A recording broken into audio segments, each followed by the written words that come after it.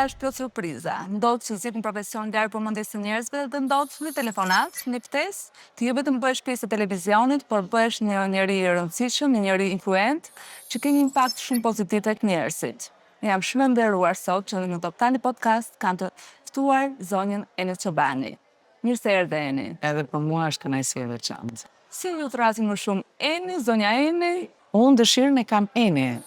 Po njerëzve edhe në qoftë se unë ja u them më thrisni Eni, tani atyre ju është bërë zakon të më flasin zonja Eni. Këtë Kështu që zonja Eni. Shiko, më kënaq. Përsa i përket përkëdheljes, zonja Eni ka shumë gjëra pastaj. Ka status. Jo, është patjetër status, por që të mbash fjalën zonja Eni, do të thotë që të mbash fjalën dhe në punën dhe në devotshmëri. Kështu që ajo që më është vënë të themi si emërtesë përpara emrit tim, për mua është përgjegjësi e madhe. Kështu që nuk është thjesht zonjë, siç ne mund të thrasin shumë njerëz për zonjllikun e vet apo për fisnikërinë e tyre, që besoj patjetër dhe këto mund të jenë element, por në rastin tim më është vënë pikërisht nga kjo detyrë apo mision që unë i kam vënë vetes kundrejt njerëzve. Në fakt është një mision që nisi pak me emocion, pak me hezitim, pak me çudi, pak me hapi, surprizë. po, Po është e 15 vërtet. vite tashmë që jeni. 15. Janë 15 vite shumë të rëndësishme të jetës time, po besoj edhe për publikun. Sepse në momentin e parë nuk e harroj kur. Si ishte? Ka Pat qenë emocion shtatori, herës parë, po, kur ke patjetër. Pikërisht këtë dua të ndaj me ty. Më pyesin shpesh që sa vite u bë, por në rastin tuaj unë dua që të veçoj pak. Pra në kuptimin dua të ndaj me ty një emocion që ndoshta është momenti për ta ndarë, sepse i thon 15 vjet. Dhe unë i rikthehem shumë shpesh fillimit të këtij misioni, i cili ka qenë habi për mua personale, por edhe pak se si ajo do të vazhdonte. Kisha ato frikrat e mia që gjithsecili nga ne i ka, por që sigurisht nuk i shpreja, por brenda vetes i kisha shumë të forta dhe thosha si do bëhet, a do vazhdoj, a do kem javës tjetër. Dhe nuk e harroj kur të dielën e parë të shtatorit të vitit 2012, që edhe tani që e kujtoj më rënqethet pak mishi, sepse nuk isha vetëm një emocion se si do bëhesh rubrika, po si do ta prisni njerëzit. A do arria unë të isha personi i duhur për të përmbushur të gjithë pritshmëritë dhe të stafit. Pra kisha një njeri në krah si Arditi, një njeri me një influencë dhe me një emër shumë të madh, të cilin dhe për nderin dhe kënaqësinë që më kishte ftuar për të bashkëpunuar për këtë rubrik, unë duhet ta nderoja. Pra kisha disa përgjegjësi. Dhe kur kam mbaruar rubrikën e parë, mbaj mend si sot kam parë në sy të gjithë. Domethënë si doja nga ata një farë miratimi dhe kur i pash të buzëqeshur dhe më thanë Eni, bravo, kaloj, domethënë shumë mirë, atëherë thash, e po mirë, di kam ta bë kam edhe këtë gjë. Sepse thash edhe një herë, i thon 15 vjet më parë, moshë më e re, eksperiencë jo shumë e madhe përsa i përket qenies në media jo në këtë format. Pra unë kisha qenë shumë herë ftuar, patjetër në intervista, por nuk kisha bërë emisionin tim, rubrikën time të mirëfillt. Kështu që them që ka qenë një emocioni jashtëzakonshëm. Se vë në dyshim dhe cili ka qenë sekreti i kësaj jetëgjatësie, se 15 vite të bësh një program, dhe të jesh ende pëlqyer, ende shumë e fort në treg, le të themi, me të gjuhën gazetarese. Po. Në fakt është e çuditshme. E kishe menduar të vazhdonte tek Jo. Unë kisha menduar një rubrik, si ku ndërshikojmë shumë emisione që kanë një fillim edhe kanë një mbarim 3, 4, 5, ndoshta ka një cikël të tyre. Dhe që patjetër unë thosha tani, ky vit është i fundit, në fakt fundi unë them që nuk do ketë. Jo, nuk ka sepse shiko, rubrika është ndërtuar tani më dhe ndërthurur me jetën e shqiptarëve. Pra do të thotë që ti e bërë pjesë e familjes së gjithë secilit. Dhe për këtë dua të fus tani për ta thyer një çik të seriozitetin e pyetjes. Jo më larg se 2 javë më parë ndodhesha në Lezhë, pranë gjykatës e Lezhës, sepse unë jam njeri që operoj në çdo gjykatë, përveç asaj që ju shikoni. Pra edhe kjo besoj do të jetë një tregim tjetër. Dhe një nga dëshmimtarët që kishim të çështjes, të cilin nuk e njihja, e njihte patjetër klientin, po jo unë, dalim nga seanca, unë e përshëndes patjetër, qëndrojmë pak për të folur dhe klienti im ishte kaq i hutuar dhe tha më fal, tha se nuk të prezantova zonjën Neni. Tha aman, tha, vetëm këtë zonjë mos më prezanto, tha se mëngjes drek darkë e kemi në shtëpi.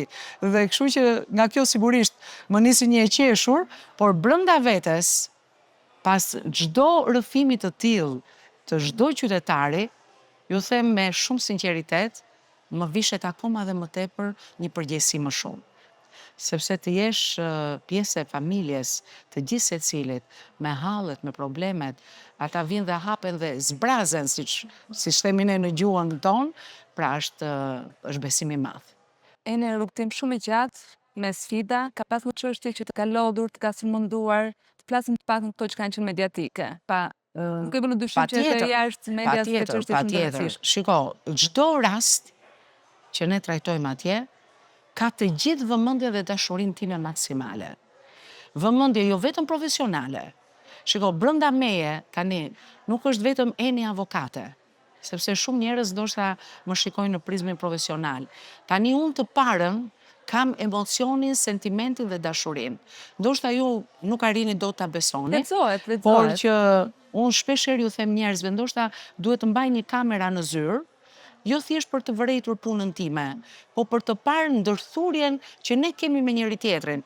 Pra ti vjen në momentin e parë tek unë dhe unë nuk të trajtoj si klient. Unë të them pse ka ndodhur kjo dhe futem menjëherë në hallin familjar dhe gjëja e parë unë dua të jap një zgjidhje aty, pa e nxjerrë në media, sepse unë e kuptoj është një përgjegjësi e madhe për çdo njeri të thjesht që vjen dhe thot problemet e familjes në publik. Nuk është e lehtë, është një gjë e jashtëzakonshme. Unë mendoj dhe pasojat, që gjithë secili nga ata do ketë nesër jo vetëm familje, po dhe në rrugë. Edhe kur është një ngjarje pozitive, njerëzit ndryshon jeta kur dalin në televizion, kanë një reagim. Por ka raste ka dhe konotacione negative dhe sigurisht her pas here shikojnë dhe me një sy jo të mirë, po pse jo edhe trajtohen nëpër media në mënyra jo shumë të duhura. Tani ne e dim, ne nuk dalim vetëm në një rubrikë zemër, neve dalim edhe në disa pjesë të tjera që njerëzve patjetër ju shkakton një përgjegjësi të caktuar. Kështu që një nga rastet, meqense ju doni një rast, është një rast në Berat. Nuk dua të përmend emra, po historia është shumë e dhimbshme. Flasim për një njerëz i cili ka kaluar një situatë ishemie, shumë të rëndë, më pas është marrë nga fëmijët e tij, është shuar në një zyrë noterie, ka kaluar të gjithë pronën e tij në emër të fëmijëve, i pandërgjeshëm totalisht, jo i vërtetuar katërcipërisht me të gjithë kartelat mjekësore, dhe sot akoma aktualisht neve diskutojmë që nëse ky dokument është i lishëm apo jo.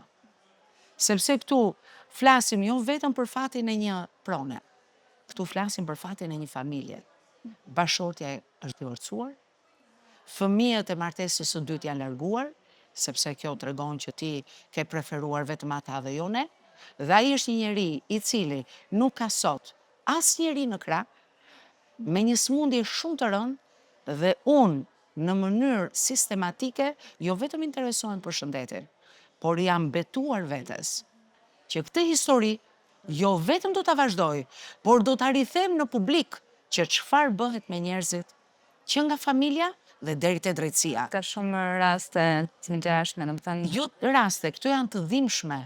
Këto janë një zile dhe një alarm shumë i fortë për shoqërinë në cilën neve jetojmë. Kemi humbur atë dashuri, atë lidhje, atë empati që ne kemi pasur për njëri tjetrin. Ne kemi dashur njëri tjetrin pafund, kur s'kishim asgjë. Si është e mundur që sot kemi krijuar të mira më të mëdha se dje dhe sot jemi larguar më shumë se kur nga njëri tjetri. Mos them e urrejmë njëri tjetrin.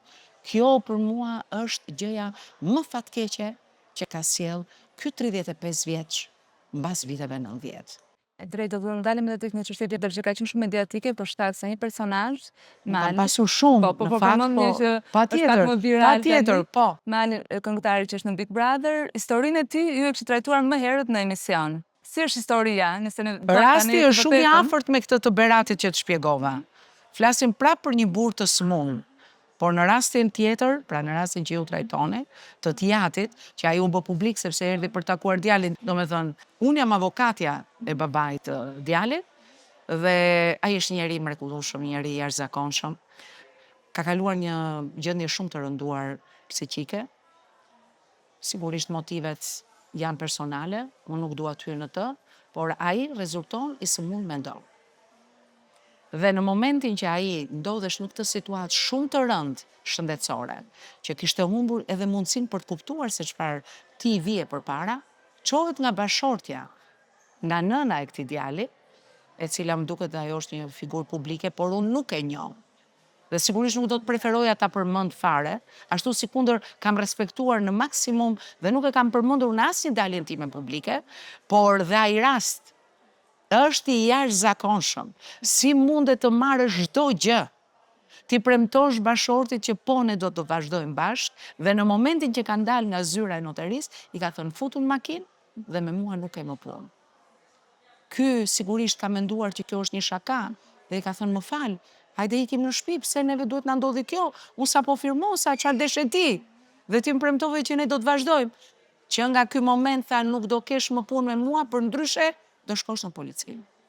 Dhe që nga 2019 dhe deri sot, ai njeri jeton me nënën e tij, me një shtëpi me qira, ka humbur të tërë pasurinë e tij në një vlerë kolosale dhe i është marrë çdo gjë me Ka familja, ka dhe djali. Patjetër, familja është shkatruar. Për raste që të vinë, beson të falja, e ke provuar, falin sot njerëzit, sepse rasti konkret në përballjen atë dhe birë nuk ka. Unë mendoj që sigurisht besoj te falja, besoj shumë te shpirti njerëzor i gjithë secilit dhe jo më larg se në fund vitin e kaluar, ne sollëm një rast të tillë te Erionës nga qyteti i Burelit, e cila normalisht ishte ndarë me bashortin, kishte një fëmijë të vogël dhe e ka normalisht, bashorti kishte ikur në një lidhje tjetër, por unë them që ndoshta fal asaj gjendje së afërt që unë i kisha krijuar të dy atyre, edhe Lorencit edhe Erionës, tani më lejohet i përmend se unë kam pjesë të familjes. Sa kohë historia që nga kaq pozitive. Lorenci u kthye. Lorenci u bashkua me Erionën, jetojnë tani të lumtur së bashku. Presim që të bëjmë dhe celebrimin sërish, Se të bëjmë ndonjë përbisuar, po, dhe patjetër pse jo familja edhe të zgjerohet. Kështu që unë besoj te falja. Dhe prandaj njerëzve ju them durim. Po kush duron? Hallet janë të mëdhaja, problemet janë të mëdhaja. Jeta pastaj është bërë e paparashikuar. Pra ne durojmë, po e dim ne se çfarë ka shkruar Zoti për gjithë secili nga ne, pra ne nuk e dim ç'do ndodhi edhe 5 minuta më vonë, apo 1 orë më vonë. Prandaj ju them njerëzve, mbajmë njerëzit e afër, sepse është pasuria më e madhe tona. Sigurisht pasuria që vëmë, kontributi që i kemi, shtëpitë që ndërtojmë, ato që krijojmë janë shumë të rëndësishme, por edhe ato bosh nuk kemi ç'i duam. Ato i duam me njerëz brenda. Pra ç'është kjo pasuri që ne e duam pafund dhe pa njerëz. Pra kjo mua më frikson, që ne po shkojmë drejt një shoqërie që po ndërtojmë ndërtesa të cilat i kemi bosh. Dhe kjo duhet jetë një nga shqetësimet më të mëdhaja tonat. Nuk kemi ç'i duam shtëpitë e mëdha me njerëz pak. Më mirë shtëpitë e vogla dhe me njerëz shumë dhe me dashuri shumë. Kemi jetuar në shtëpi me 60 dhe 70 metra katror, por nuk na pushonin njerëzit në derë. Ashtu jemi rritur. Unë jam një vajzë që kam jetuar mes njerëzish. Për te, zonjës Eni, kush është Eni kur hapet dera e shtëpisë? Kjo pra, shiko, unë vi nga një familje për fatin tim të madh, me 2 njerëz shumë intelektual dhe me një farefis shumë intelektual. Dhe rritja mes këtyre njerëzve, patjetër tek unë ka brymosur dashurin për arsimin, për diturin, me një nën mësuese. Atjetër, e cila ka qenë tamam, pa e njojtur po ke thënë tamam definicionin e dur, mamaja ime ishte një çekan mbi kokë, ndërkohë me një baba të dashuruar me tokën, sepse ka qenë agronom dhe profesor në fushën e tij, i cili patjetër tek ne derdhte të tërë dashurinë e vet, por që ne e kemi parë si një njeri që përveshte gjithmonë këto pantallonat, kadife, hypte motorit dhe e kishe në çdo fshat të Tiranës. Dhe është një personazh shumë i njohur, popular dhe popullor. Tani e rritur në këtë atmosferë dhe unë jam vajzë e Brylit, dhe sot e kësaj dite maman dhe vllajin tim e kam atje, nuk kemi punuar kur për të pasur pasuri. Sepse për mua dhe sot, pasuria më e madhe janë ata.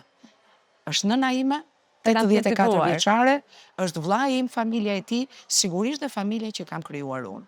Pra, më pas, unë jam një njeri që kam jetuar me 2 prindrit e bashortit tim. Ka qenë një sfidë më vete mendoj. Dhe ajo patjetër një sfidë më vete, por një dashuri pafund, sepse kam rritur një djalë që ka pasur njerëz në shtëpi. Për mua ka qenë shumë e rëndësishme që djali kur të hapte derën, të shikonte 2 njerëz në shtëpi, plus dhe hallën e tij me familjen e saj. Pra, kam punuar që ne të kemi gjithmonë njerëz afër. Sot për shembull, gjëja që unë vuaj më shumë është koha që kam pak për këta njerëz. Dhe mundohem që në fundjavat e mia, nëse do më jep edhe 1 orë më shumë pushim, unë do vrapoj tek ata. Pra, kjo është Eni. Eni që do njerëzit, Eni që nuk jetoj dot pa njerëz. Pra, mua vetmia më vret. Sigurisht nga ndonjëherë e dua vetmin, se në vetmin Shkodhës mendosh, çlodhem, relaksohem, mendoj pak për gjërat e mira, të bukura, të ditës, të jetës, por jo vetmi shumë të gjatë. Pra jo, i dua njerëzit të ec me ta, të udhtoj me ta, të flas me ta. Kështu që dhe tek ata që më vinë, më dhëm fakti kur ai më flet për nënën keq, për babain keq, për vllain, për motrën, që nuk i do më afër. Dhe them si është e mundur. Kur ti ke arritur ata nuk do, ti s'mund më duash mua.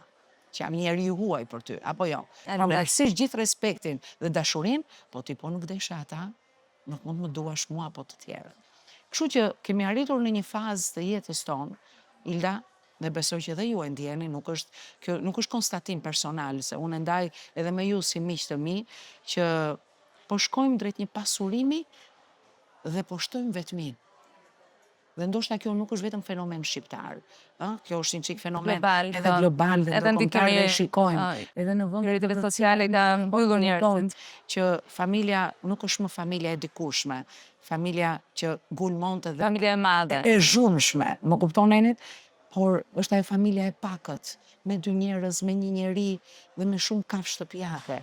Kafshë shtëpiake janë mrekulli. Por jo të jenë prioritet ato dhe të zbulson njerëzit. Sigurisht, pra sigurisht unë e vlerësoj, patjetër njeri që do kafshën, por ti duhet duash njerëzit njerë, pastaj kafshën. Pra ti duhet duash nënën, baban, vllajin, motrën, të bësh një fëmijë. Pra, më pas të kemi edhe kafshë shtëpiake.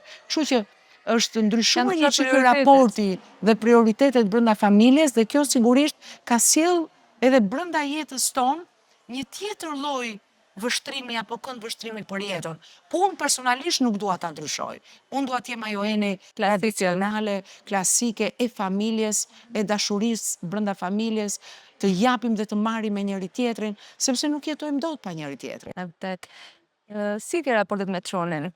Ai është një djalë i rritur tani më, si një nën që si mund flasi për djalin. Unë kam vetëm atë dhe i uroj që të ketë një jetë të gjatë dhe të lumtur, por më e rëndësishmja, unë besoj që kam bërë një djalë ata që punojnë me të besoj që e vlerësojnë, shumë të edukuar, me një kulturë për moshën e tij ndryshe nga të tjerët. Kjo sigurisht ka qenë punë e tij, sepse çdo prind besoj punon për kulturën e fëmijëve, por që kur dhe fëmia është i dedikuar, ajo është krenari. Dhe ne jo më larg se vitin e kaluar, kemi marrë pjesë në ceremoninë e diplomimit, ku Aldi ishte përzgjedhur nga tërë fakulteti, ai që mbajti fjalimin në emër të studentëve dhe për ne ishte një përmbushje dhe vetëm kemi lotuar bashkë me bashortin dhe maman time të cilën e kishim prezent, një emocion i jashtëzakonshëm dhe besoj që ajo është arritja. Kur ti shikon që fëmia yt po ec në hapat e tu dhe unë besoj që do bëhet një qytetar shumë i mirë dhe besoj dhe një profesionist i shkëlqyer, sepse e shoh shumë të devotshëm në atë që bën. Çfarë drejtimi ka? Aldi ka mbaruar për filozofi dhe drejtë ndërkombëtare në Prag, në një nga universitetet më të mira amerikane, Charles University, të përzgjedhur prej tij, patjetër, ne mësuam një çik më vonë se vërtet në çfarë universiteti ishte. Pra ka qenë ai që i ka zgjedhur gjërat e tij në jetë, them drejtën, dhe ne vetëm e kemi përkrahur dhe mbështetur. Ndërkohë vazhdon dhe fakultetin e drejtësisë, unë sigurisht kam dashur që ai pse jo ta vazhdoj dhe fushën time, e shikoj që ka prirje në këtë fushë, pastaj do jetë jeta ajo që Do të të trashëgonte? Patjetër, patjetër. Çdo prind do donte që fëmia e tij të vazhdonte në hapat dhe në atë drejtim në cilin pse jo, unë kam punuar shumë dhe dua të lë një trashëgimtar në këtë fushë, por sigurisht zgjedhja është e tia, ne e kemi lënë të lirë, ai të veprojë dhe të bëjë atë që ndihet më mirë, sot jeta jep shumë alternativa, pse jo? Po ti je i kulturuar dhe i mirë arsimuar, unë mendoj që mundësitë janë pafund. Eni, unë thash në fillim që për publikun zonja Eni, por kur hyn në shtëpi të heq kostumin dhe je një zonë shtëpie Jam me për ato njëri veshjet e vërtet. shtëpisë, përveç krahët, patjetër. Zgjohesh shumë herët. E zgjojmë shumë herët. Unë jam njeri që zgjohem herët dhe besoj që ajo më jep edhe tonusin për ditën. Unë nuk di të ngrihem në orën 7, 8, 9. Domethënë këto janë orare të cilat rrallë ndonjëherë kur bie shumë vonë, mund më qelloj që të ngrihem, po gjithmonë në fundjavën që e kam ditën pushim, po jo ditë tjetër, pra orari im është 6. Dhe mos dua unë, nuk e di kam një zile këtu që më zgjon me njerë dhe hapen syt dhe nga ndonjëherë bëj habis e mbaj një telefon të koka gjithmonë dhe shikoj orën, them unë po si ishte mundur, o 6:10 o 6:10, jo më tepër se Kjo është parazidia. Kështu që, po, unë jam njeri që ngrihem herët, patjetër që edhe përgatit edhe bashortin dhe djalin që edhe ato bëjnë ato gjërat e mëngjesit. Jam njeri që nuk mund të largohem nga banesa në qoftë se nuk ta vë një çik në rregull dhe një lavatrishe gjithmonë do vazhdoj të punoj dhe mbasi ti ki unë, që unë kur të kthehem ti gjej gjërat gati. Shiko, nuk dua të jap këtu modelin e një gruaje që shiko, nuk kërkon ndihmë për të bërë punët e shtëpisë. Ndoshta unë jam rasti që nga që jam një pak maniake të them për sa i përket pastërtisë, më pëlqen që gjërat e mia të paktën personale ti bëj me duart e mia. Gjithçka e bën vetë në shtëpi. Nga gatimi, pastrimi, çdo gjë. Gatimin njerë në mënyrë absolute nuk futet askush, sepse ajo është patjetër gjëja që të ngroh më shumë me njerëzit e shtëpisë.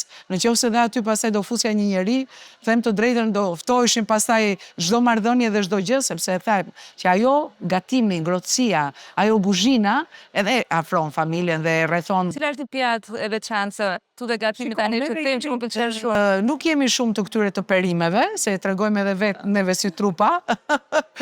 Pra jemi një çik tek brumi, të themi, nuk e gatuaj shumë brumin unë vetë, ish vjera ime bënte e ndjera, patjetër, por im shoqe dhe djali e kanë qef. Shiko, jemi te këto, jo pastat, jo orizi, jo gjërat e mbushura, do me thënë imam ballajdit, specat e këto i kemi shumë qef. Patjetër, po jo se nuk i bëjmë dhe perimet. Unë bëj shpesh edhe barbunin, barbunjat i bëj shpesh, peshkun e bëj shpesh, por që realisht mi kanë qef më shumë të orizin, pastat, të shoqëruara patjetër edhe me mishin, se jemi një çik tek mishi, më tepër se sa te peshku, por shiko, me vite kemi parë që i kemi ullur një çik ato dëshirat e dikurshme. Pra, jemi një çik më të thjeshtë sot tek gatimi dhe ushqimi, sepse realisht edhe shikojmë fillon edhe e kontrollon. Po, patjetër. Kështu që këtu e kemi parë që vitet ecin. Dhe kur krahasojmë veten tonë me dikur, themi po prit mos e neve dikur hanim pa kontroll. Bënim ashtu, po. Por që tani jo, jemi më të kujdesshëm. Por sigurisht mundohem që për ditë të kem një gjë ndryshe në shtëpi, brenda mundësive të mia, patjetër. Kam 2 burra në shtëpi që nuk më kritikojnë shumë, por çfarë ti nxjerrësh ato nuk thonë jo. Boll që i ka bërë mami, domethënë, por megjithatë unë mundohem që t'i kënaq. Ke bashkëtuar shumë gjatë me Vjerën. 27 vite. E lehtë. Si ka qenë ky përshtatje me këtë bashkëjetesë të gjatë, sfiduese? Si vjet në maj, neve mbushim 30 vjet nga fejesa me bashortin tim. Dhe nga këto 30 vjet, unë 27 i kam kaluar me prindrit e bashortëve. Shiko, ka qenë sigurisht një zgjedhje tona, dhe ka qenë besoj zgjedhja më e mirë e mundshme, pak e habitshme për brezin tim, sepse shumë i kesha të mia sot nuk konceptohet fare, por flas dhe për brezin tim. Dhe shumë më thonin Neni si është e mundur, sepse juve dhe mund të ndaheshit e kështu. Nuk e kam parë asnjëherë këtë. Ndoshta kishim dhe pak hapësirë brenda banesës që neve jetonim, dhe gjithë secili kishte ambientin e tij. Nuk e shqetësonim njëri tjetrin, por Ilda, mbi të gjitha, e kam thënë shpesh, ndoshta këtë ma marrin njerëzit në format e tyre dhe unë nuk e o marr për keq, do me thënë edhe keq interpretimin nga ndonjëherë.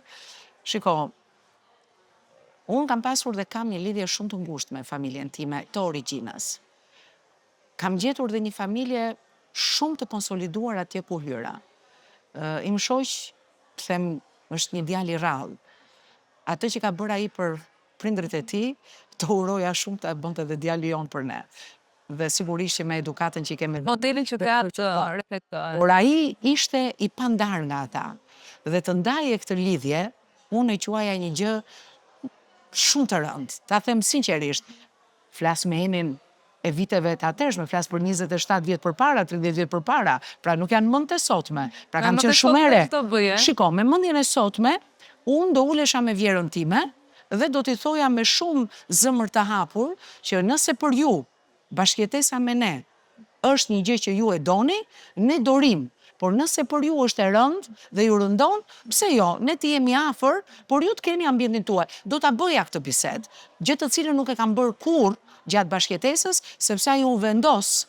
Si nuk të diskutua. Jo, si pa thënë dhe nuk u diskutua asnjëherë. Dhe mendoj që thash dhe njerë ka qenë zgjidhja më e mirë. Unë kam qenë një njeri që kam dalë herë dhe kam ardhur vonë. Dhe ky ka qenë pak luks dhe të qëndrimit me ta. Sepse them që në qoftë se unë do isha vetëm, do ta kisha moderuar një çik edhe jetën time. Por unë kam pas një liri të jashtëzakonshme që fal atyre njerëzve, së pari prindërve të bashortit tim, pastaj bashortit.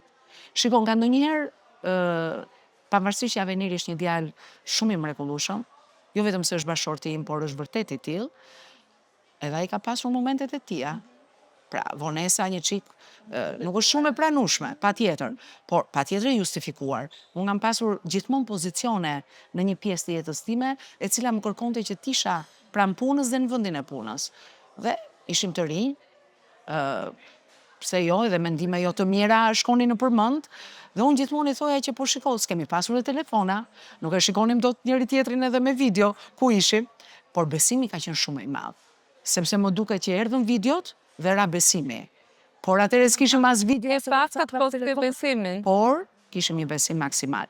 Dhe kanë qenë ata njerëz, edhe këtë po e ndaj me juve sot për herë të parë, ila sepse realisht të vlerësoj shumë, nuk ta thash në fillim, por ardhja tek ty, edhe për ata që na ndjekin, se ca gjëra duhet i themi, është pikërisht ai investim që ju keni bërë me veten tuaj në gjithë këto vite, për të mbajtur standardin që ju keni dhe që ne të ndjejmë kënaqësi kur marrim ftesa nga ju.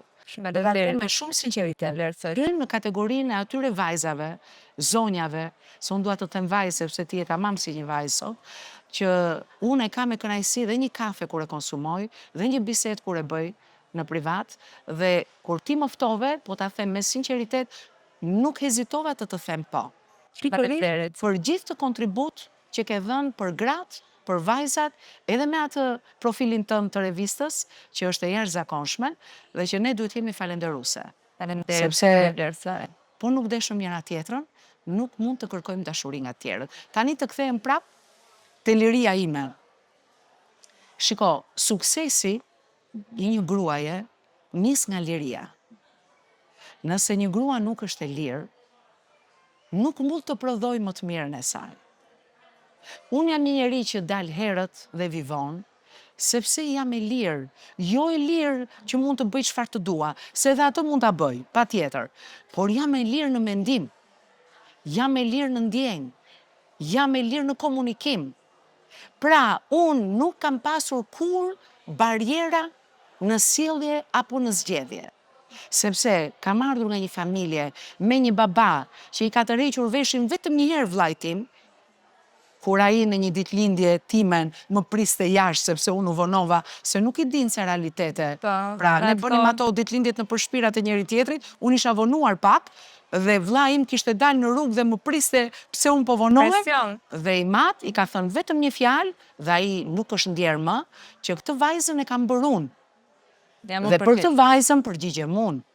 Ti je vllai, patjetër, por që nga i moment unë kuptova edhe pse shumë e re dhe e vogël, mosha mund të qenë 15-16 vjeç, por e thënë nga një baba i madh si ai, unë kuptova që shiko, liria për një femër që nga shumë e rëndësishme. Dhe ai me atë urtësinë pavarësisht që ishte një burr i fortë, po shumë i urtë në momentin që ai komunikonte, më thoshte Eni, ti je një vajzë e cila duhet ta jetosh lirinë tënde, por sigurisht brenda një kuadri të caktuar sjellje, siç ka qenë patjetër, dhe ky ka qenë leksion i jetës për mua. Fati im i madh, gjeta një burr i cili nuk më kërkoi kur se ku isha, se ku vajta, se çfarë bëra, por sigurisht patjetër që a ke nevojë për mua, a të duhem unë të vi diku për të të marra për shoqëruar. Dhe në momentin që unë i thosha jo, ai priste kur unë do të vija në shtëpi. Por kjo ka qenë, shiko, ka qenë fitoria e bashortit tim për të qëndruar ne gjatë dhe ne jemi 30 vjet së bashku. Më bëhet qejf dhe të uroj shëndet dhe të keni lidhje të Ne urojmë në çdo moment të plakemi së bashku patjetër dhe të jetojmë sa më gjatë. Një temë që pse gjithmonë është tema e divorcit, edhe nuk po e bëj pa arsye këtë pyetje tani, po të kam ndjekur dhe gjithmonë ke qenë arbitrare kundër divorcit. Ndajmë kot njerëzit shumica sot kanë baza të forta ndarja nga eksperjenca jote. Më vjen mirë se ma lidhe pyetjen me këtë sapo unë shpjegova. Unë mendoj që patjetër divorci është shkatrimi më i madh i një shoqërie.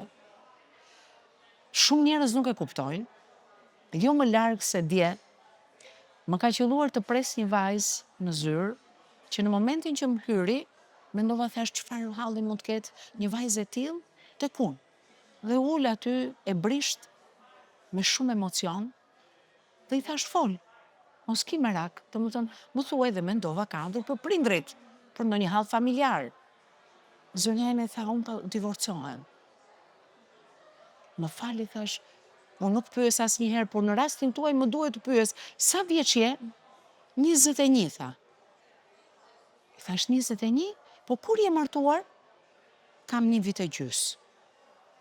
Dhe kam dhe një fëmijë. Dhe tani tha po ndahem. Po ku jeton? Kam ardhur tha te prindrit. I thash, sigurisht, që të pyesësh një grua pse ndahet, është një filozofi jete më vete. Sepse unë kam thënë një gjë, Ilda, e para njerë që martesat në këto moshat e hershme janë fatale. Pra përpos faktit që mund të ketë një rast që është një dashuri e jashtëzakonshme dhe ndodhe dhe i urojmë patjetër që të vazhdoj, por martesa në këtë moshë është fatale për faktin e papjekurisë që gjendet vajza apo djali në lidhjen që parashikon të jetojmë dhe të plakemi së bashku, sepse kur ti lidhesh, nuk mendon të ndahesh, mendon të jetosh pafund me të krijosh familjen, të krijosh një ambient sa më të ngrohtë. Dhe kur ti gjendesh përpara një fakti të tillë që jo më larg se 1 vit e gjysmë, pra i binte që ajo t'ishte lidhur 18 vjeç, kishte lindur një fëmijë, një vajzë, dhe tani vinte përpara një momenti divorci e papjekur totalisht, e paritur, ajo ishte fëmijë. Dhe në momentin që ajo artikulonte dhe fjalën divorc, nuk e shqiptonte dhe mirë, me të drejtë, sepse ajo nuk e kuptonte se në çfarë faze jete ajo po futesh. Pra, të mendosh divorcin do të thotë që ti të mendosh një kalvar të jashtëzakonshëm. Çdo grua që paraqitet në zyrën time dhe më thotë zonja Eni, jam në këtë fazë, ju ndoshta më besoni ose jo, pyetja ime është, a mundet të pajtohemi? Pra ky është momenti i parë që unë përballem me to. Dhe ato më shikojnë kështu, jo në asnjë mënyrë zonja Eni. Po ta bëj edhe një herë këtë pyetje. A kemi ndonjë mundësi të pajtohemi? Sepse ti nuk e di se çfarë të pret nga momenti i ndarjes. Si më thot mua, pse unë nuk do shlirohem? Pra, mendohet që sikur është një shlirim, në fakt është, po ja u them me sinqeritet dhe me dashurinë më të madhe gjithë secili që dëgjon, është vuajtja më e madhe për një grua pas divorcit. Jo shumë për burrin, se sa për gruan. Për më tepër kur kemi dhe fëmijë. E keni planuar për paragjykimin apo për kalvarin financiar? Unë mendoj për jetën. Jo, paragjykimet. Tani besoj që shoqëria është bërë shumë e hapur, nuk i ka më paragjykimet e dikushme. Patjetër që një grua e divorcuar prap nuk shikohet tamam si një grua të themi Beqare. me normat që neve mendojmë që duhet ketë një grua, që për mua në fakt duhet të bien, sepse thash dhe njëherë ndarja nuk vjen për motive vetëm të një tradhtie apo të një momenti të keq të jetës bashkëtorë, po vjen për shumë gjëra. Vjen për ekonomi, vjen për bashkëjetesën jo të mirë, vjen për largimin e shumë burrave dhe ti e lë me prindrit dhe normalisht ajo grua Ajo është do martuar gjej me një ty, zgjidhje. po. Pra ka shumë gjëra, por në vetvete jeta e gruas mbas divorcit është një kalvari jashtëzakonshëm. Kështu që unë uroj sa më pak divorce, por të mendohen mirë përpara se të martohen. Po edhe një pyetje, arsyet nga eksperjenca gjithmonë e juaj, arsyet e divorcit janë aq të forta apo njerëz sot për një gjë më të vogël? Shiko, Për ne gjëra kemi banale divorce, dhe kam dëgjuar. ne kemi divorce filmash. Pra, dëgjo, ne shikojmë filmin, shikojmë nga këto filma tani që janë bërë të zakont dhe kërkojmë jetën e tyre. Dhe më pas, kur neve këtë gjë nuk e realizojmë dot në realitet, më pas fillojnë ato pretendimet e jashtëzakonshme. Ka pasur shumë raste kur dhe nuk i kam pranuar për t'i mbrojtur ca gra. Pikërisht nga këto lloj pretendimesh. Pra ti, e nderuar, nuk mund të rish tërë ditën në koltuk. Pra ti nuk mund t'i përkushtohesh vetëm vetes. Të bëhesh e bukur patjetër, ti jesh estetikisht në rregull pa diskutim, por ama ti në thelb je nëna, ti je gruaja, ti je zonja e shtëpisë. Nga pret zonjë të bëjnë punët e shtëpisë. Nga pret të bësh gjërat më minimale për veten tënde. Pra që do të thotë, ne kemi ca detyra brënda jetës bashkëtorë. Kemi të drejta që flasim, brohorasim, i kërkojmë pafund, po këto detyrat kush i bën? Patjetër që dhe burrat mund të bëjnë detyra brenda familjes, por jo gjithçka ata dhe ne të qëndrojmë dhe të kërkojmë gjithçka buri, jo. Gruaja duhet të jetë dinjitoze, duhet të jetë zonjë, duhet të jetë vajzë që të ketë vlera brenda vetes. Shiko, bashorti në momentin e parë të dashuron, për pjesën tënde të jashtme, se të duhet ta pranojmë. Pra, dashuria njerë fillon nga syt. Po fillon nga fytyra, po fillon nga qëndrimi. Më pas ulemi, fillojmë dhe komunikojmë dhe fillojnë disa ndryshime në sjelljet e njëri tjetrit. Pas kësaj lidhemi në martesë dhe fillojmë jetojmë. Dhe kur fillon të jetosh, ti shikon disa gjëra akoma dhe më personale dhe private, të cilat më pas përshtatemi ose nuk përshtatemi, sepse mund të ketë gjëra që ti nuk i duron dot. Unë kam pasur nga gra, për shembull, që më thoshin, zonja Eni, gëret.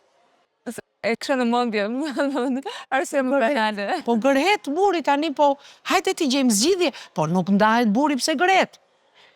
Pra më vjen keq për këtë që e them, por ke raste që gërhet dhe e ndan. Vetëm për këtë gjë. Ose, më falni tani se duhet ta them edhe këtë, për marrëdhënie të tepruara në çift. Po, tani marrëdhënie të tepruara në çift, po.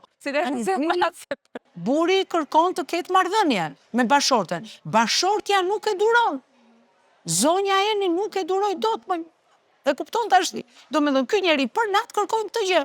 Po mirë mu tani, ky njeriu që e kërkon, ti duhet i thuash, kam edhe unë ato limitet e mia. Pra ti nuk mund kërkosh një gjë kur unë nuk e dua. Pra edhe kjo është një marrëdhënie që mund ta moderosh, po s'mund ta ndash burin për këtë gjë. Pra këto janë sa gjëra, elemente që sigurisht mund të jenë të pakta, sepse mos i bëjmë tani që këto janë kryesore. Por janë edhe këto arsye për divorc.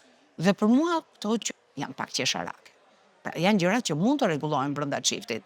Edhe ajo dëshira e madhe e bashortit, e cila me kalimin e viteve dhe bie se tani biologjinë e njëri tjetrit ne e njohim dhe e dim, mund të jenë këto dëshirat një çik të shfrenuara në fillime, por më pas sigurisht edhe me ato punët e jetës edhe hallet e problemet, gjërat bien, pra nuk janë më, por jo të ndash burin për këtë gjë. Pra, unë mendoj që përpara se të bëjmë një hap të tillë, Ilda, por kjo nis nga kultura. Kjo nis nga shkollimi, kjo nis nga arsimimi që kemi gjithë secili brenda vetes dhe që i mendojmë hapat e jetës. Pra, nuk duhet shkojmë direkt tek zgjidhja ekstreme. Duhet të shikojmë që si mund ta rregullojmë. A ka mundësi që ky njeriu të përmirësohet, sepse është baba i fëmijëve të mi. Shko, shumë e rëndësishme që fëmijët të jetojnë të rriten me dy figura brenda familjes. Edhe këtë gjë kemi filluar ne ta anashkalojmë. Si është e mundur që fëmijët të rriten të shëndetshëm vetëm me nënën? Jo. Jo. Unë i dua gratë pa fund se jam grua vetë. Por jo, babai është një figurë qendrore e rritjes së fëmijës. Shiko, në qoftë se kam pasur një humbje të madhe në jetën time dhe të pazëvendësueshme, ka qenë ikja e babait tim nga jeta. Pse do thuash? Unë humba një qendër të jetës. Pra njeriu ka një qendër dhe ai ishte qendra e ekzistencës time. Në çdo moment të keq apo të mirë, unë kisha vendin ku shkoja, rrëfesha, flisja, më duronte, i qetë, ashtu, dhe në fund, ai jepte mendimin e tij të jashtëzakonshëm që o më ndryshonte totalisht opinionin dhe mendimin, ose përkonim të dy në të njëjtin mendim. Po pse jo dhe më kundërshtonte, dhe pse jo më fuste në një tjetër këndvështrim të jetës apo të një opinioni apo të një problemi. Po shumë e rëndësishme. Nëna patjetër është ajo që the ti, që ka në mbi kokë. Ajo është syri që shikon kudo. Ajo sot në këtë moshë është 84 vjeçe, dhe unë jam shumë e lumtur që e kam, jam me shumë fat që kam nënën time, por unë nuk mund të gdhijem dhe të ngrysem pa folur me maman time. Ashtu, ajo kritikon dhe sot. Po. Ajo kritikon dhe sot. Cila është kritika më e madhe që të bën? Flokët. Si do? Pra, ajo i do në një formë të caktuar. Dhe kur unë ndryshoj atë formën, po të kisha thënë, më thot mua, pse i kishe bërë sot ashtu? Syt i kishe lyer shumë. Jo, më pak syt. Thuaj atyre të lyen më. Pra, ajo është të del në televizor? është njeriu i parë që ulet që në orën 5 dhe shikon, sepse nga ndonjëherë emisioni fillon o pak më parë o pak më vonë, dhe kështu që ajo do të kapi çdo moment. Jo, ajo është aty. Ajo është aty dhe sigurisht që thashtë edhe një herë, të dy prindrit janë dy figura shumë qendrore në formimin tonë. Pra, ne nuk mund të pretendojmë kur që unë vetëm apo bashorti vetëm rrit një fëmijë të shëndetshëm, në asnjë formë, në asnjë mënyrë. Kritika ime tjetër kundrejt një gruaje divorcuar është pse nuk lejon fëmijën të takojë babain. Nuk jep pensionin ushqimor. Nuk jep pensionin ushqimor. Jam shumë dakord. Pensioni ushqimor është një detyrim ligjor. Po këtë shpirtërorin i them unë, që nuk ka para në botë që e blen. Juve si e bëni? Nuk ka nevojë për të. Ja plotsoj unë të gjitha, në asnjë mënyrë, i them unë. Ti nuk mund t'ja plotësosh fjalën e babait, qëndrimin e tij, qenien afër, sikur dhe në qetësi, dhe në heshtje. Boll të ri me të, të dali me të ketë kohë të shëndetshme me të, është shumë e rëndësishme. Pra, ngatrojmë nga ndonjëherë ato gjërat jo të mira që na kanë ndodhur me bashortët dhe ja imponon dhe fëmijës këtë frymën. Dhe mua më vjen shumë keq që hera herës rrisim fëmijë me një urrëtie ndaj njërit prind, me një mllef të jashtëzakonshëm, të cilin normalisht nuk duhet ta ushqej një nën, se nëna është dashuri. Nëna është burini. Në ekstremitet. Në një ekstremitet. Kështu që edhe këtë ne duhet ta fillojmë ta zbusim, që mbas divorcit ndahemi, po të sillemi si njerëz, si qytetar, sepse dhe ai është prind. Edhe ai ka nevojë për fëmijën e tij. Ka të drejtën e tij të kalojë kohë. Dhe pse jo, dhe ligji ka lënë orare apo ditë të caktuara për babain. Por babai është i papërgjegjshëm, babai nuk vjen, është një gjë tjetër. Po kur ke një baba të përgjegjshëm që lutet për të vajtur dhe ti nuk ja jep të mundësi, po kaloj në ekstremitete, ngelen në përgjygje, ngelen në për policira, nxjerrin urdhra mbrojtje. Po për çfarë arsye? Pse i gjithë ky mllef? Pse i gjithë ky inat? Dhe rrisim fëmijët në këtë lloj traumë. Po kjo është një traumë e jashtëzakonshme që nuk ja heq asnjë psikolog këtij fëmije. Pra ne po rrisim fëmijë të mllefosur. Pra një fëmijë me mlefe, me inate, dhe harrojmë që ai nesër do bëj prind. Dhe jetën do bëj ti nxjerri brenda familjes së tij. Kështu që duhet bëjmë shumë kujdes në të gjithë hapat e jetës tonë. Prandaj them që prindi nga pas duhet jetë një element shumë i rëndësishëm që ti s'mund të lejosh një vajzë të martohet 18 vjeç apo 19 vjeç. Pa u rritur mirë, pa u arsimuar mirë. Pra, çdo gjë duhet ketë fazat e veta.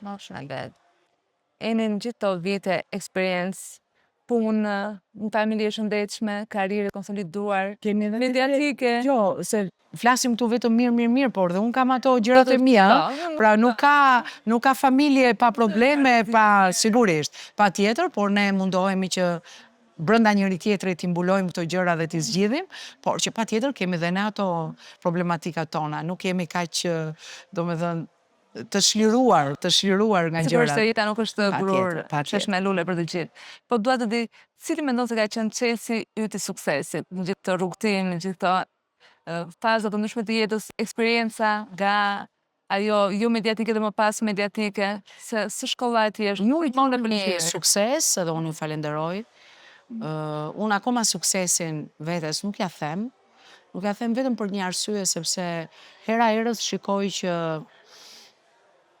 ne punojmë shumë, flasim shumë, edhe këto që unë jap këtu tek ju janë mesazhe për ata që na dëgjojnë, por realiteti prapë është i hidhur. Dhe unë prandaj them që fjala sukses akoma nuk dëgjohet nga veshi im. E dikush do ishte sukses, Ilda, kur ne të kishim më pak divorce, të kishim më gra të lumtura, të kishim më burra të përgjegjshëm, të kishim një shoqëri e cila ta donte njëri tjetrin, të luftonte për motivimin e gjithë secilit nga ne. Për mua ky është suksesi, që ne këtë të gjithë që bëjmë ta përkthejmë nesër në një shoqëri të Me që shëndetshme. atë pjesën tënde ti e bën jo vetëm mirë, por e bën shumë mirë. E bëj patjetër sepse unë e ndjej. Pra shiko, ajo tani më është kthyer jeta ime. Ai nuk është më Shtyr një vetëm mision. profesioni im. Është shtyr një Pra mision. tani kjo është jeta, misioni, të cilës unë jam veshur me mish dhe me shpirt për të arritur, domethënë, gjërat nga më të pasgjithshmet që kanë qenë deri dje, unë t'i bëj të zgjidhshme. Jam munduar me shpirt, disa i kam mbritur, disa i kam rrugës, disa nuk e di nëse do t'i mbri. Pra, kam dhe unë ato proceset e mia, të cilat them që sa të kem jetë dhe shëndet, unë patjetër që do t'i jem aty për zgjidhjen e tyre. Por suksesi në vetvete ka shumë faktorë. Faktori i parë është puna. Nëse ti nuk punon, nuk mund të kesh sukses. E dyta janë njerëzit që të rrethojnë.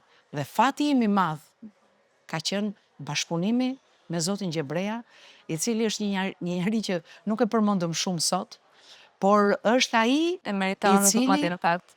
jo vetëm me fjalën, eksperiencën, dashurinë dhe mirësinë që besoj e ka me shumë, jo vetëm me Enin, më ka dhënë mundësinë që unë të tregoj anët më të mira të mijat. Pra ai njeri ka qenë aty, pa më thënë kur jo, unë nga një njeri s'kam dëgjuar kur jo, po vetëm po, që ti të bësh më të mirën. Dhe unë jam munduar të bëj pjesën time më të mirë Atë që që jam ke liritur munduar në ndihmon gjithë të to vite. zhvillosh profesion Dhe dhe të zhvillosh gjithë gjërat që treta, ti mendon. që të çonte suksesi, është krijimi i besimit. Besimi është çelësi i këtij suksesi që ju shikoni sot. Njerëzit kanë një besim të jashtëzakonshëm. Dhe unë besoj me atë që kam bërë për ta deri sot, kam shlyer një pjesë të besimit të tyre dhe besoj dhe në vazhdim do vazhdoj atë ta shlyej, sepse është shumë e rëndësishme, Ilda, në profesionin tim, por dhe në këtë mision që njerëzit kanë besim. Nuk të vjen kollaj njeriu të thot po zonjë, unë do vi me ty. Dhe të Atje rrëfej ku çështjen e ti vetë publike. të më thuash. Kështu që normalisht ky besim i tyre i madh mua më ka çuar të kem një jetë gjatësi në media, të kem këtë suksesin që ju e shifni, unë akoma nuk e kam prekur, pra besoj që me kalimin e viteve do të vazhdoj të punoj dhe që na çon të gjithëve së bashku në realizimin e një zgjidhje. Ky për mua besoj që është besimi më i madh që ata më dhanë dhe suksesi që ne arrim në zgjidhjen e një problemi. Kur marr një zgjidhje në përgjykata të këtyre problemeve, juve duhet jeni aty me mua të shikoni gëzimin dhe lumturinë time më të madhe se të personit që në fakt për ata bëhet, sepse unë ndjej veten, domethënë veten të shiruar. Kjo kënaqësi të mban të Po, gjallë më edhe motivon. Dhe aktive them në që jeni profesion. vazhdo sepse do ta gjejmë drejtësinë. Vonë po do ta gjejmë. Pra, unë them kush duron, fiton. Dhe kjo është një fjalë vërtet popullore, por që unë e kam provuar në realitet. Durimi patjetër që duhet kalitur me kohë, por jo shumë njerëz e kanë dhe unë ja u them me shumë bindje që gjërat duhen prekur me qetësi, me durim, duke pritur ne mund të fitojmë shumë. Po nuk pritëm, kalojmë në ekstreme, që nuk kanë qenë të pakta dhe këto, dhe që sigurisht edhe ato janë bërë të forta dhe publike, sepse edhe një rast që unë kam nxjerr u bë fatkeq me humbjen e jetës së një gjyqtari, dhe ka qenë një nga momentet e mia më të lidhura, sepse edhe gjyqtarin e kisha shumë mik, ruaj për të një respekt të veçantë. Shkoj te vendi i gabuar, gjithë ky mlef kundër drejtësisë, se unë them që ai ideal nuk goditi gjyqtarin, ai goditi sistemin e drejtësisë, atë për cilën ne flasim çdo ditë dhe që është dhimbja dhe e jona, por dhe çdo qytetari. Të asaj drejtësie që nuk po e arrim dot. Po e presim, por akoma nuk e kemi arritur atje ku duhet, dhe ja që u bë dhe viktima e parë. Nuk duhet ishte Astriti. Astriti ishte një burr i jashtëzakonshëm, një njeri i devotshëm, një njeri që prej 30 e ca vitesh jepte një kontribut jashtëzakonshëm dhe që për ne ka qenë humbja nga më të mëdhajet që kemi pasur të kolegëve tanë. Është tjetër të ikësh nga jeta në mënyrë natyrale dhe është tjetër të ikësh nga plumbi i një njeriu të mllefosur nga drejtësia. Dhe kjo për neve ka qenë një goditje shumë e madhe. Prandaj them që kur ju thoni sukses, mua akoma nuk më tingëllon e fort, sepse unë isha një nga njerëzit që gjonit, që unë edhe për të ruaj respekt, ka qenë një njeri shumë i mirë, kemi bërë domethënë shumë biseda së bashku, djali nuk e njoh, nipin e tij të them drejtën, por për gjonin ndjej dhimbje, sepse në fakt halli i tij ishte shumë i madh.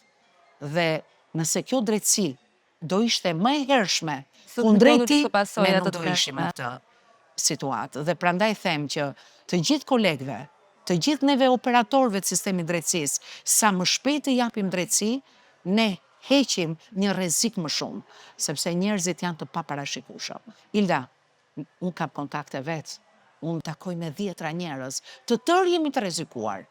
Të tërë, sepse dhe ne na fusin brenda këtij sistemi, edhe mua më kërkojnë llogari. Avokate pse s'doli data, avokate pse s'po mbaron, avokate pse po zvaritet. Dhe sigurisht përgjigjja ime është, po ne po presim na jepet data.